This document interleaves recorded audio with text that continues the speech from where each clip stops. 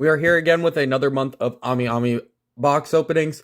As you can probably tell in the thumbnail, this video is going to be focusing on one figure in particular, but there are some other items in here that if you want to see them, you'll have to stick around till the end of the video. But without further ado, let's go ahead and go straight into the Byleth figure. So in the video for January's opening, I talked about the fact that everything had been shipping out late and that I got what I thought was the February postcard, and it turns out that it was, because I got the same postcard as I did last month. The figure comes in a very big box. This is really big. It's based on this artwork here with female Byleth and holding the sword of the creator. I ended up picking this one up just because I've gotten into Fire Emblem in recent years with 3 Houses release. Nothing on this side. And I like female Byleth, so yeah. A very big box. There's not a whole lot on it. It's just very white. This is the design on the top.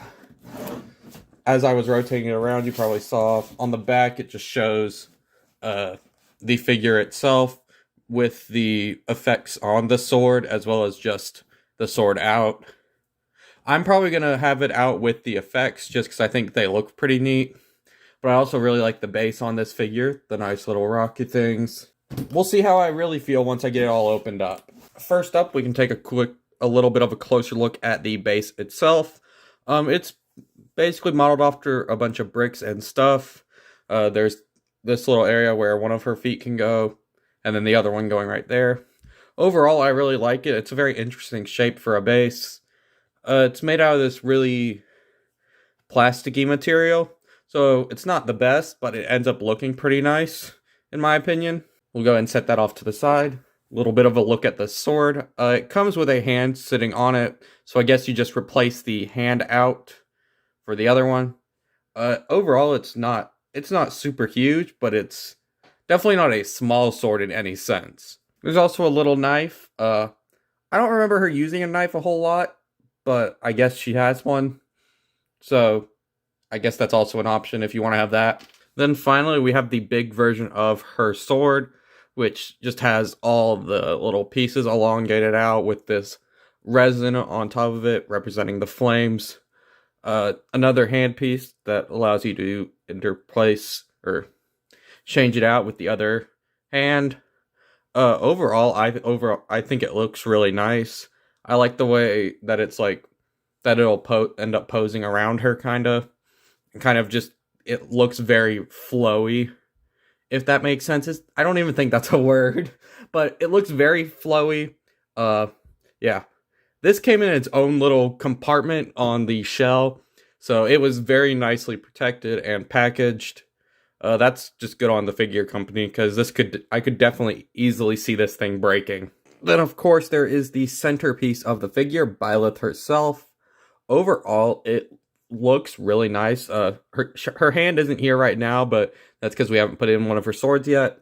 The coat flows around really nicely. There's some good shading around it. Her hair looks really nice as well. I really like the way it looks. The different shades of this dark blue turquoise color.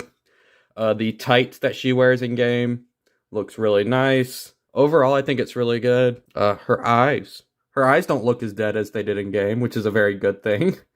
Because I remember in game, her female Byleth, at least, just looked very brain dead half the time. Here, we can go ahead and try and get her in position. There we go. There. Yep, she just kind of sits there. And we're going to try and get this sword in where her hand goes. There she is with the sword all in and everything. I definitely think I'm going to display it this way just because I like the way it adds to it. We can see what it looks like with the other one. You've got to be very careful when you're displaying these larger scale figures when they have these types of disposable or interchangeable parts, not disposable. Because if you don't do it correctly, you might end up accidentally breaking something, which I have almost done before, but luckily nothing yet so far. That's kind of what it looks like with the regular form of the sword of the creator.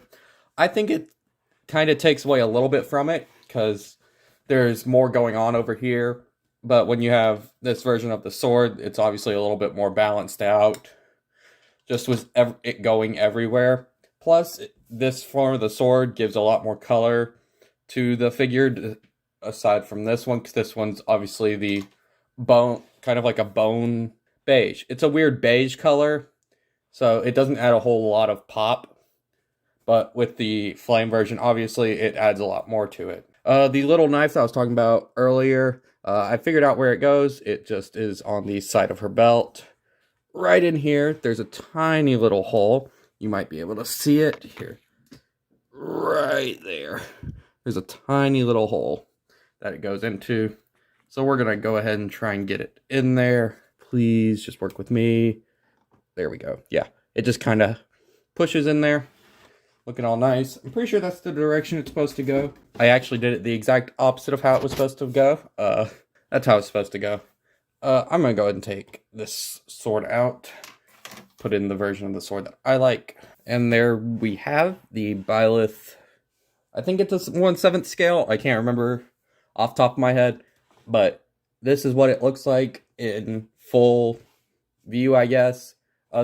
The sword does this version of the sword does kind of flobble around a little bit. So you'll have to be careful to make sure it doesn't like fall off, that type of thing. As you kind of have to be careful with a lot of resin pieces when they are like this. But I don't see any issues with it if you are careful with it. I can't remember what I bought this figure for, but that will be on screen probably right over here. But I do think it was probably worth what I paid, because it's overall really nice. They kept all the details on like her leggings, and there's also really good shading all over through the hair and the jacket, coattail, whatever you want to call it. The resin piece sword is really nice. Even the version of the sword that I don't particularly care for, I still think it looks really nice. Ignore the hand just kind of off here. I think this looks really nice as well. You can see a bunch of the little creases along the side there. More creases on this side. Really small things. It's just very detailed. The base, obviously, I really like the base. If you've seen my videos before, I am a person who really cares about the base. And that makes it for me sometimes. And it definitely does add points to it in this case. Now, as I mentioned, there were a couple other items.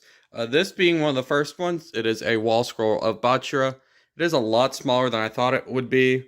But overall, it's really nice. I like the artwork on it. He's my favorite character in Blue Lock right now. So, yeah, that's why I got that. There was also this bag for Blue Lock.